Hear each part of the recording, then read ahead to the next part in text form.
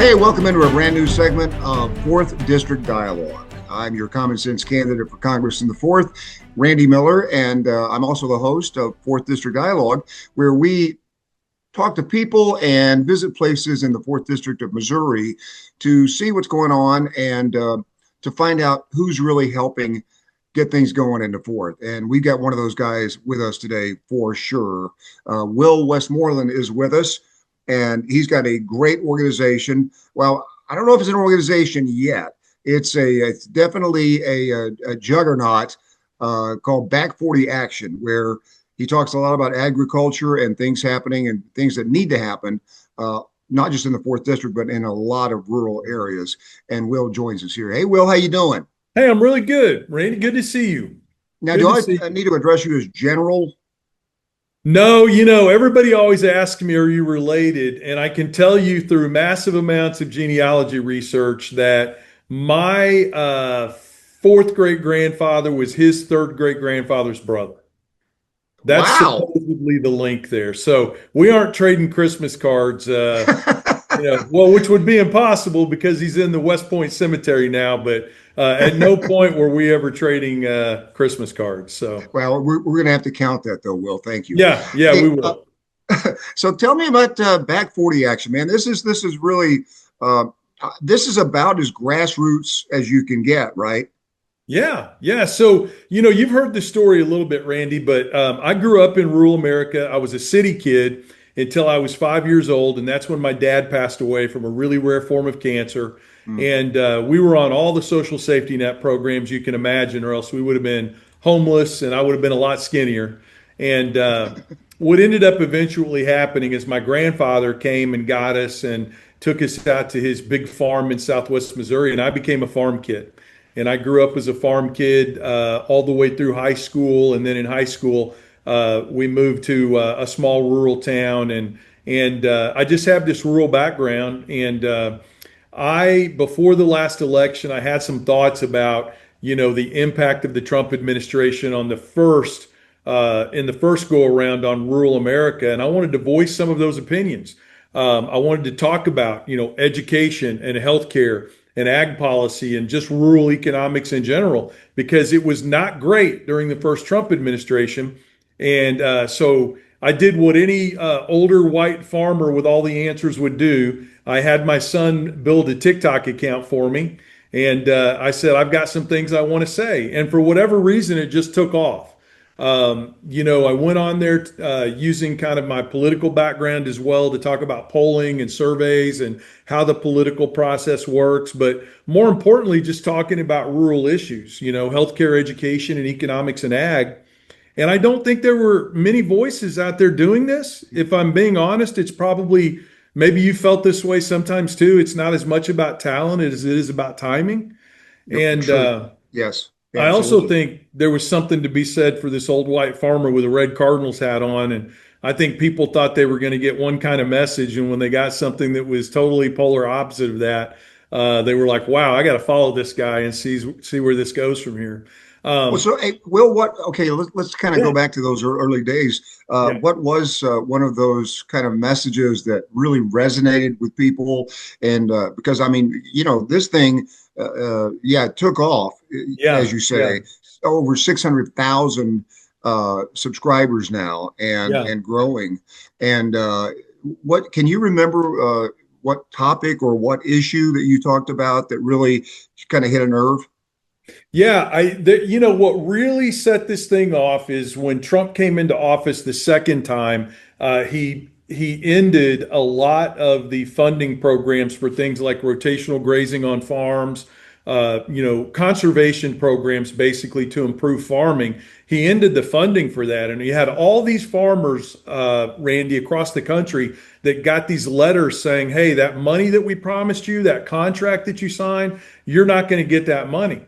And there was a young farmer by the name of Skyler up outside of St. Louis, Missouri, that did a video. He was going to lose over $80,000 in funding. He was a Trump voter, and he said, "Why is this happening?" And we had been growing before then. I think we were already over, 100,000, 200,000 followers across all social media. But I did a response video to that. And I said, hey, Skylar, take it from an old farmer down in Southwest Missouri.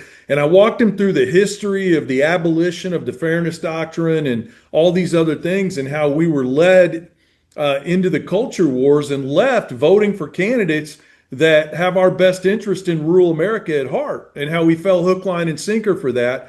That video was the night before the Super Bowl. I went to bed that night, turned my phone off, and when I woke up the next morning, I mean, it sounded like a tea kettle going off. And I got hundreds of thousands of followers out of that. That video took off. I ended up being on, several national news programs and being interviewed by several large national news organizations. And that's really where it took off. And the key issues that got us to that size, and some of the things I addressed in there, were healthcare. I was in a really, my story, Randy, but I was in a really bad farm accident when I was a kid. I got this left arm caught in the power takeoff on a tractor, and I nearly lost it. And I laid out on the ground for 2 hours waiting on an ambulance to show up to get me to a hospital, which was a long way away. And then I had to spend 2 months in the hospital. And then when I went through my rehab, I had to drive that 2 hour round trip every day to go get the health care that I needed for rehabilitation, et cetera. And the next year, we built a little rural hospital where I live. And it took that time to get to treatment from 2 hours to 36 minutes. And under the big, beautiful bill, we cut $137 billion from rural healthcare. And that little rural hospital that we built is going to lose $2.5 million a year. And they're going to have to make some really difficult changes. So sharing personal experiences about healthcare in rural America, helping tell other people's stories, and not just talking about like dollar amounts, Randy, but saying this is what cutting $137 billion from rural healthcare is going to do out here. This is the impact it's going to have when you get hurt, when you have a heart attack, if you have diabetes, if you're fighting breast cancer. And I just think we're not just rage baiting, we're telling stories and we're trying to come up with answers. And I think that that's the big difference. And I think that's why it's grown so quickly. And Will, as you know, just out on the campaign trail and meeting everybody in the fourth, it that really resonates with me because obviously I have a heart for veterans, and they have those same kind of struggles out in the fourth and in rural areas. Access to especially VA clinics, but it's amazing to me sometimes when I talk at a forum or something about farmers or about veterans, how little interest there is, to be honest with you. And so that's why I love what you're doing with Back 40 Action, because it really, you got the great stories. You've talked to these people, farming, and you can tell those stories, and I think that's what makes it very personal and draws people in, because you're, like you say, they're not just numbers. I mean, these are people that are suffering, right? There are people that are suffering, and I understand completely what you're saying when you talk about lack of interest, Randy. One of the things we've got to change about how we look at farming and how we look at rural America is, lots of times I have people that will try to paint me into this corner of being a farmer social media person or being an agriculture social media person. And I'm constantly remind people, no, Back 40 Action, which is a C4 now, we're an organization now. We're not advocating just for better farm policy. We're aggravating for rural America as a whole. And that's how we've got to begin viewing rural America and farming and agriculture. It's everybody in rural America, because I think one of the, especially when you're running in a Democratic primary, there's this perception. We've got a lot of misinformation out there. One of the biggest pieces of misinformation is that 80% of farmers or rural people voted for Donald Trump. And that is absolutely, this is the hill I will die on. That is absolutely not true. Where that came from, Randy, and this offers people hope in rural America who are fighting this good fight, that came from a magazine article that looked at the top 400 agriculture dependent counties in the country, just those 400. Some of them have less than 100 people living there, Randy. And it took the vote percentage from just those 400 counties, which are some of the reddest counties in the country, and it applied that all across rural America. Hmm. Well, listen, if you went to the wealthiest African American communities, the wealthiest female communities, you would find a higher rate of voting for Republicans and Donald Trump than you Yep. would looking at it at a broad scale. There are 4,000 rural counties in this country. And the real number, it's still high, but the real number is between 56 and 62%.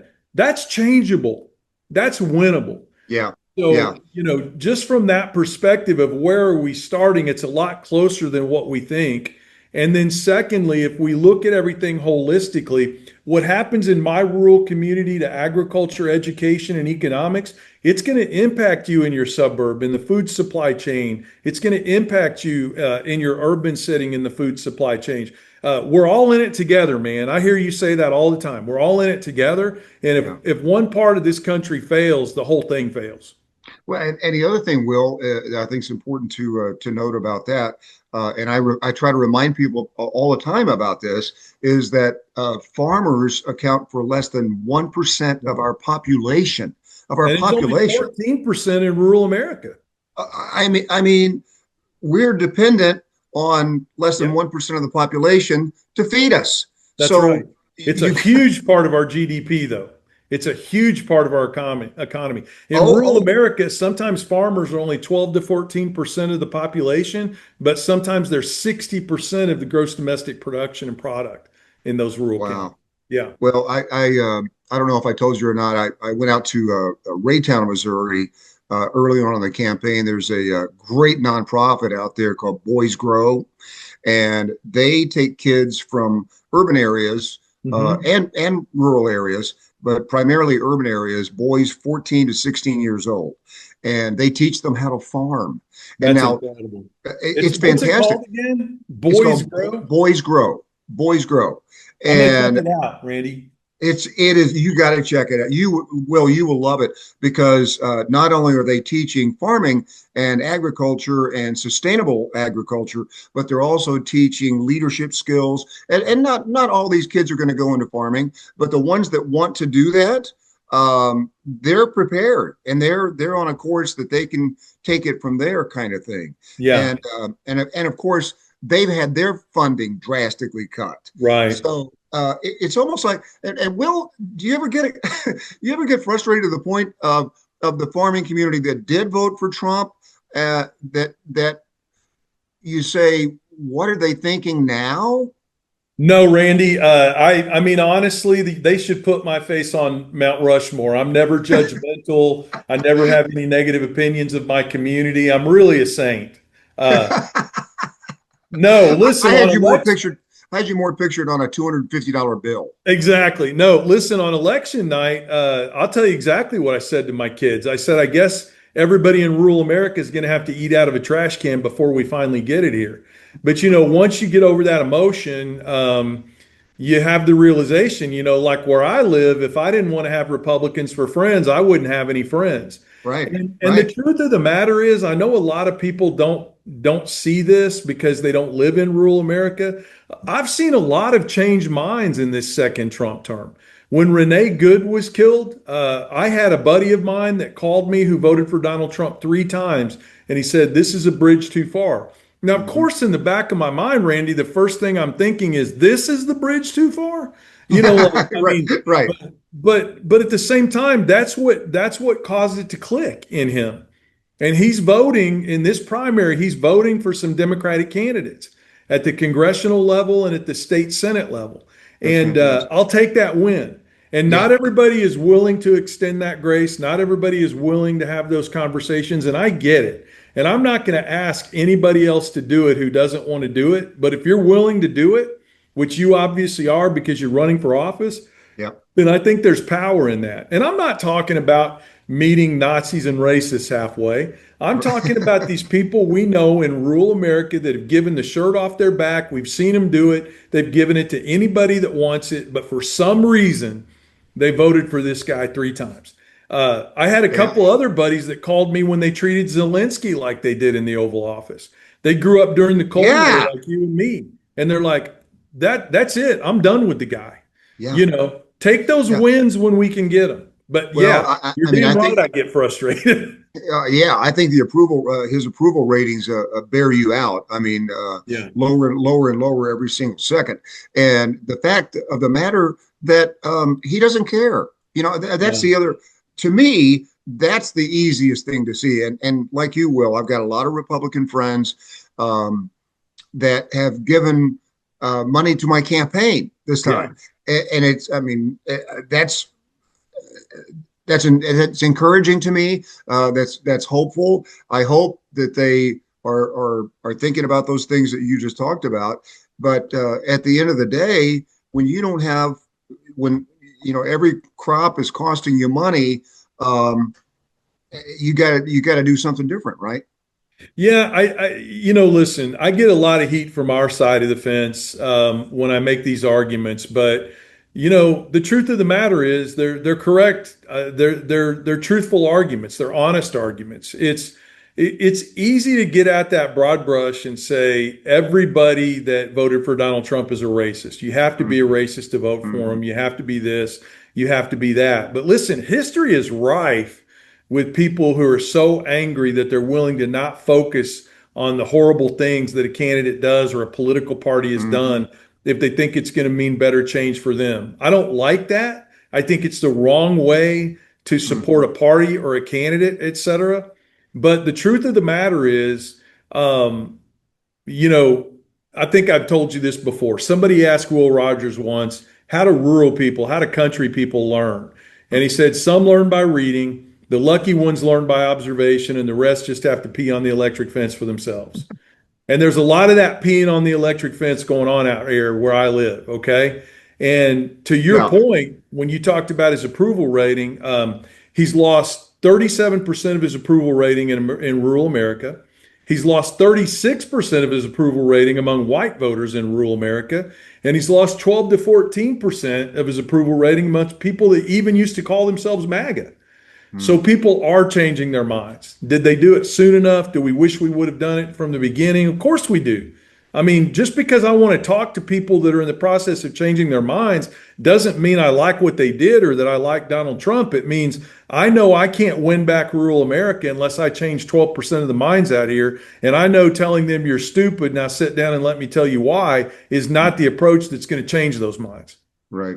And there's an old radio axiom too, Will, about everybody shows up for a crowd, which is so Yeah. true. And I think especially in the first term of Donald Trump, I think everybody was on fire for whatever reason, and they saw other people on fire, and they thought, man, this is where I need to be.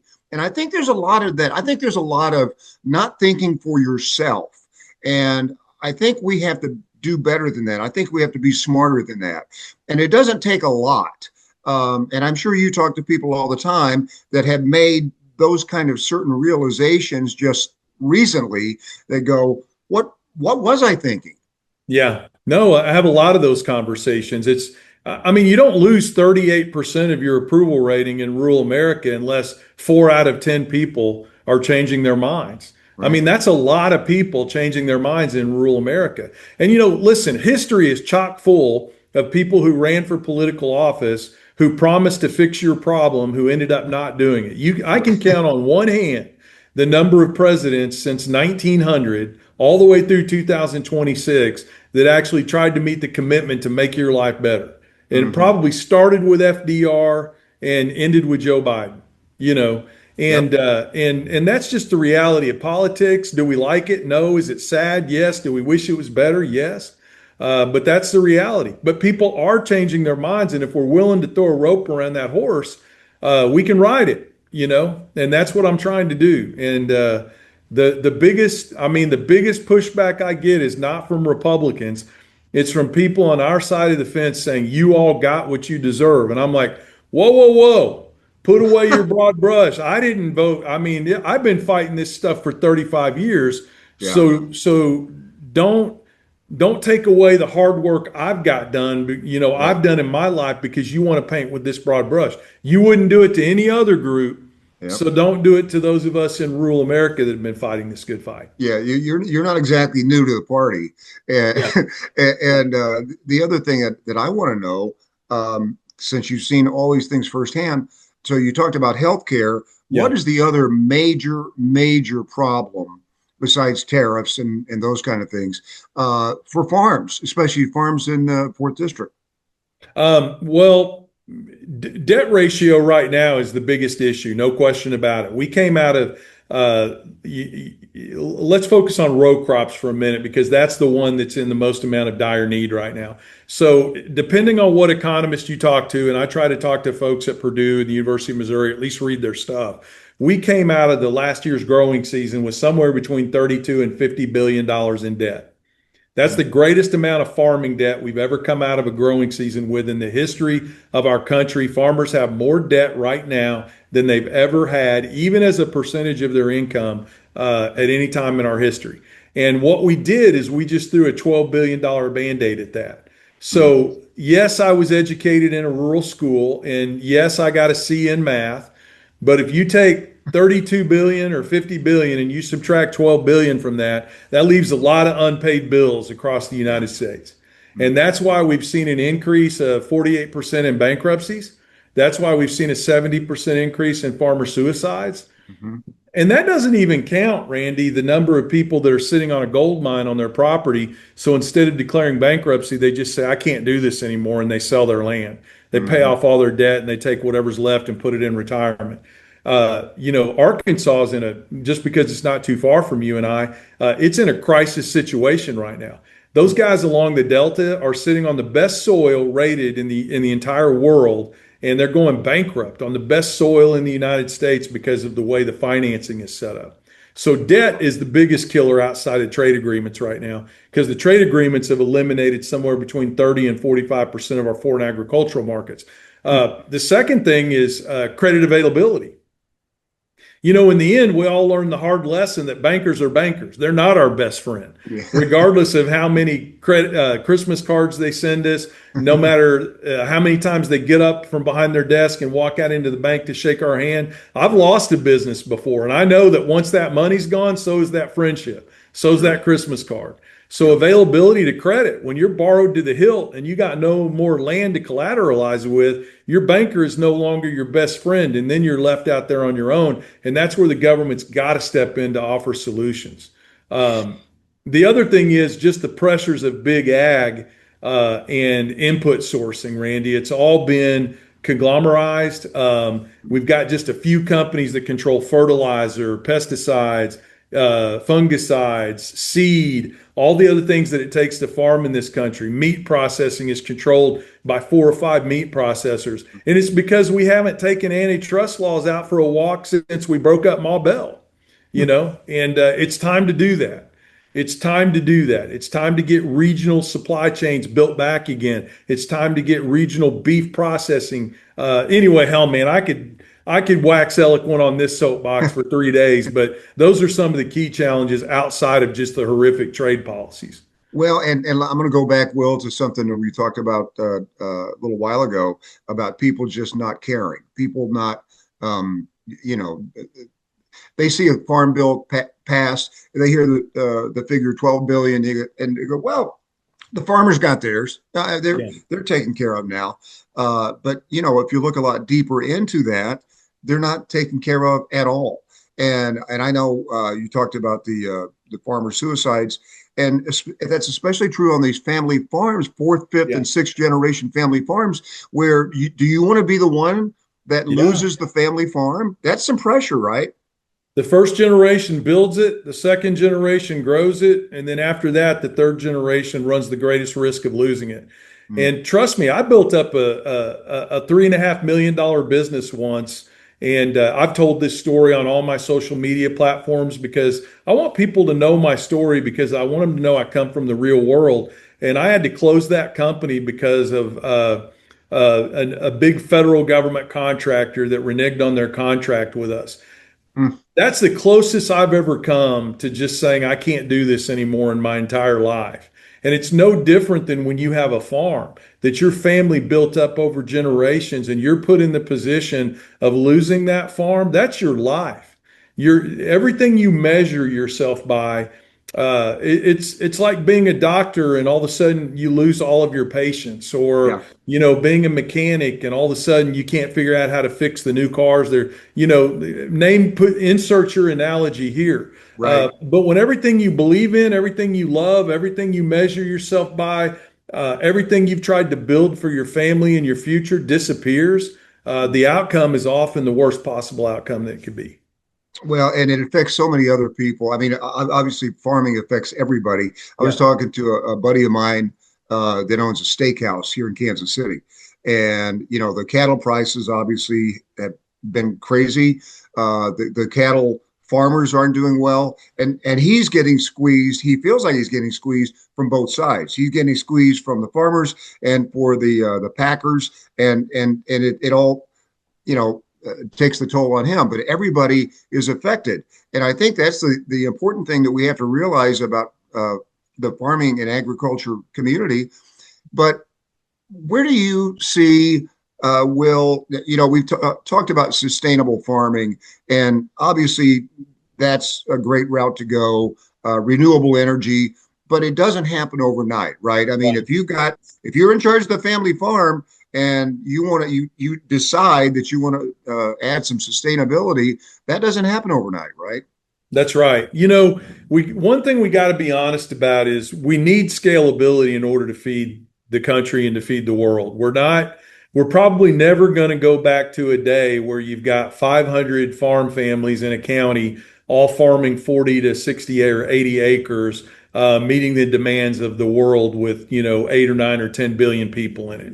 We're probably not ever going to go back to those days. But what we could go back to are a mix of small family farms doing regenerative focused agriculture. We've got a little farm north of us here in Springfield, Missouri. It's only a few acres and they make over $500,000 a year in gross income doing intensive regenerative agriculture. So I think we can go back to a mix of farming the right way where we've got a lot of family farms that are at 100 acres, 200 acres, all the way up to big farms, that are 200, 2,000 acres, 3,000 acres. I do believe we can go back to that if we build agricultural policy around building healthier family farms and ranches. Because right now, what's happening is we're having a corporatization, which isn't always bad. I mean, some small farmers, create an LLC to protect themselves from farm injuries and all the other things that come along with lawsuits, et cetera. But I do believe that we can get back to that if we pass farm policies that are protective. Okay, so that's great, Will. How do we do that? Well, I think number one, we've got a trade representative that sits inside the Department of Agriculture that is getting paid to do nothing right now. We aren't going out there and proactively trying to build trade deals. I always said if I ran for lieutenant governor or governor in the state of Missouri, I would spend 40 to 60% of my time on an airplane going to other countries trying to negotiate agricultural trade deals and trade deals with the state of Missouri. We used to do that. We brought a whole bunch of Chinese business people over here when I was a kid and threw cowboy hats on them, Japanese people as well. And guess what? They started buying Missouri beef. Yeah.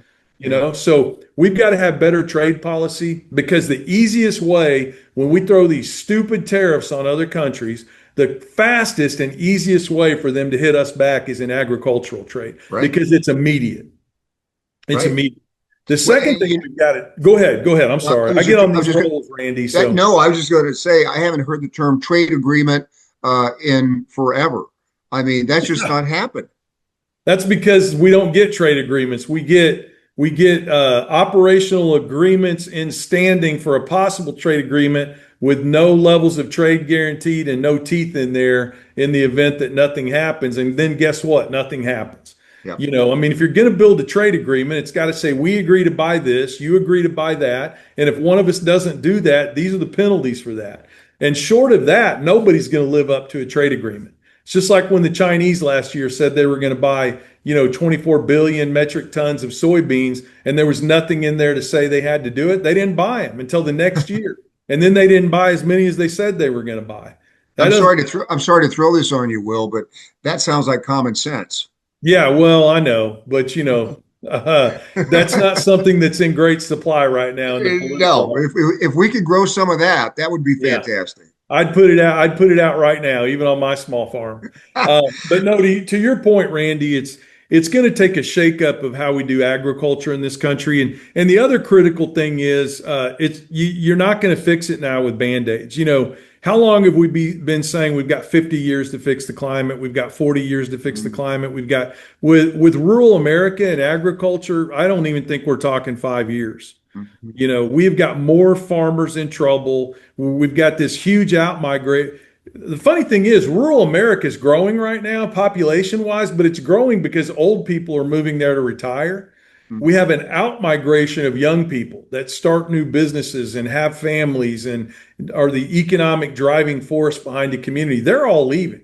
And how can you blame a mom for saying there are no jobs here, the healthcare isn't good, and we're fighting these culture wars. I think I'll just pack everybody up and move to a suburb where my Mhm. kids can get a good education. I can drive 3 blocks to get to the doctor's office, et cetera. If we don't fix that, it's just going to be big, giant corporate farms with very poor people working for them. So, Will, how about the back 40 action? Now, tell me where you're heading with this and where you are now, because this is I, I'm loving it myself, and Yeah. obviously a lot of people are. You're the perfect guy to do it.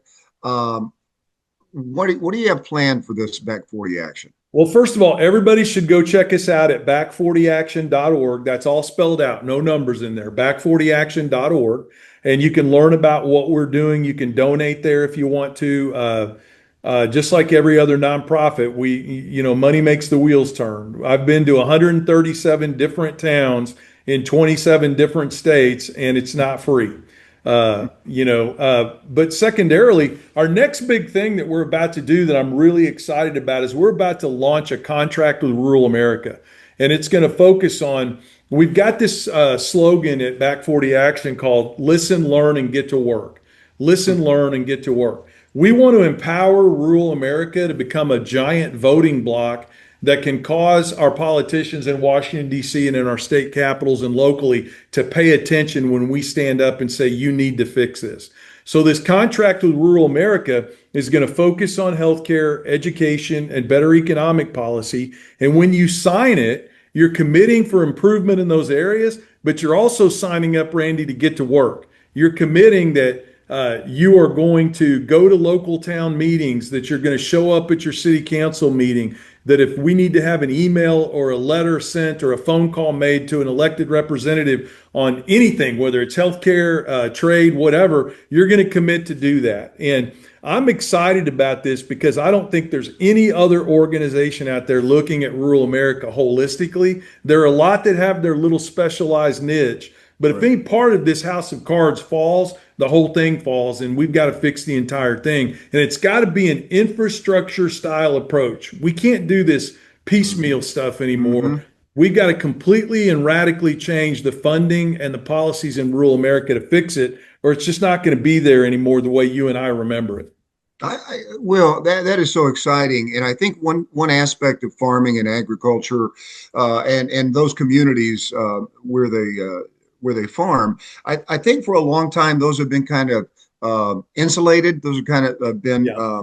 uh, not connected to other agriculture communities. And I love what you're talking about. You're talking about building a coalition, building a block Yeah. of people who are concerned about exactly the same thing that you are. Yeah, and these folks, listen, I got to tell you about something really cool that happened the other day. The Department of Agriculture, the USDA, was considering changing the process for people in rural parts of the country to get funding for projects out there. And when I say projects, I don't mean like fly by night kind of stuff. I mean funding for real things like feeding people and fixing ag programs and that type of thing. They were going to change that, and I went out and did a video just saying, "Listen, we can't let this happen. Here's how you call in to register your opinion." The Back 40 community took that, and man, people were creating scripts on social media platform that people could use when they called in. And this was all just grassroots. Like we had people that were really good at activism that were writing scripts and putting them out there for people in Back 40 Action to use, and it took on legs of its own. And now all of a sudden they're reconsidering their change. And I don't want to say it was just us that did it, but I guarantee you we were one of the biggest voices out there making it happen. Wow. Yeah. Oh, that just shows you're on the right path Yeah. with Yeah. Back 40 Action. I mean, it is a movement. It is a coalition, and man, that's about one of the most exciting things I've heard on a It campaign. To be is honest because with you, watching this thing go from just being my personal social media platform yeah. to now being this group of 600,000 people out there fighting for change, it's been the most exciting thing other than having kids and grandkids that's ever happened in my life. You know, And it's so funny. The National Defense Network weekly show that I do for the active duty military veterans and their families. It falls right in line with what you're talking about, because we always say we don't care about your politics. We all can agree to support the troops. Well, we don't care about your politics. We can all agree to support the farmers and agriculture. that's Who, right. We still right? bring those labels with us. Like, I don't hide the fact that I'm a Democrat, and I'm never going to hide that fact. Right, But that right. doesn't mean I have to be a political assassin. I mean, Yes. I want Republicans to come into the room, independents, people that have never been involved in politics before. That's what compromise is. That's what nonpartisanship is. You bring all your differences and labels into a room together, and nobody gets what they want. George Mitchell and Bob Dole used to say, if everybody walks out of a meeting a little bit pissed off and a little bit happy, then that's bipartisanship. You've accomplished something. Well, people have said to me during the campaign, and I made the point early on that my wife and I like to go camping, and we would roll into a campground, and you would see a pickup truck with a big red American flag on it, and you'd go, "Oh, it's obviously a Trumper." Well, we let that happen. We let that Yeah, happen. They didn't take anything from us. We let it happen, and that's right. so we got to, number one, we got to get our flag back. Because the one thing that unites us shouldn't divide us. But the other part is we just kind of laid down and said, okay, if you want that as your own personal symbol, you go ahead. But those are the types of things that excite me about what you're doing, because you are calling for people to stand up and take personal account and responsibility. That's one of the first things I did when I started this was I told people, fly your flag, get your flag out, dust it off, put it up, Love show it. everybody that to be an American is to be an American, and there's no political ideology that comes along with that other than the ideology of democracy and that we're all in it together. And this political change argument that we're trying to make, it's resonating. I don't think these platforms would have grown as fast as they have Right. if that message wasn't resonating. And honestly, that video I told you about, we actually got Skylar his money. I mean, we raised such a stink that we had Democratic politicians that went to the floor of the House and made arguments for this Republican kid outside of St. Louis, and he got his check. And then, of course, guess what he did the minute he got his check? He went right back to MAGA. But that's okay, because for every Skylar, I've met 4 or 5 farmers that didn't go back to MAGA. Mm. But Skylar's got the biggest platform. He's the one that everybody sees, and they're like, "See, there you go, Will. That's Yeah. how they are." And it's like, no, it's not all of them. You know, it's I not all. know. You're fighting on so many fronts there, Will. Yeah, But yeah. man, thank you for what you're doing. It's honor to get to know you, and especially for what you're doing for agriculture and farmers. You're the perfect guy to lead that charge, and I love it. I would just encourage everybody to go back 40. What is it? Back 40 action Back40action.org. Yeah, dot yeah. org. And Absolutely. hey, I can't wait to see where you guys go from here too. This is exciting. yeah, and Randy, can I say one more thing? Sure. One of the Absolutely. biggest things that we're really doing at Back 40 Action, and I think it's one of the biggest reasons on my platforms that they've done so well, we're telling other people's stories. So I'd just like to encourage anybody, if you've got a rural healthcare story, a rural education story, I know you've got some people that watch you that walk the halls of entertainment and in the parts of the country where that thing really matters and is big. So if you're a celebrity that came from rural America and you want to get back to your rural roots, reach out to us so we can help you tell your story. I had a farmer that called me from Western Kansas, and his wife had just passed away from breast cancer. He had two little kids, and he said, Will, this is what crushed me, is that when I was taking her to treatments, I wasn't asking the question, what are we going to do without her? I was asking the question, how are we going to afford this? Are we going to lose our farm? And he's like, those were all the wrong questions to be asking in a country like this. So I want to encourage people. Our email is the back40family, all spelled out, the back40family@gmail.com. If you've got a personal story from rural America that you want to tell, email us and we'll try to make it happen. So, And are you announcing today on this very program your candidacy for governor of the state of Missouri? No. I love what I'm doing, and I don't want to ruin it by running for office. That's the most truthful thing you've said. Yeah. Will. Listen, one thing I won't do is sugarcoat it. That's, you know. Well, that's what we need. Yeah. That's what we gotta have, man. Yeah. Thank you for the time, Will. It's great to see you. Great to talk to you again. And thanks for everything you're doing. You bet. Thanks, Randy. I appreciate it. Let's talk again soon. Absolutely.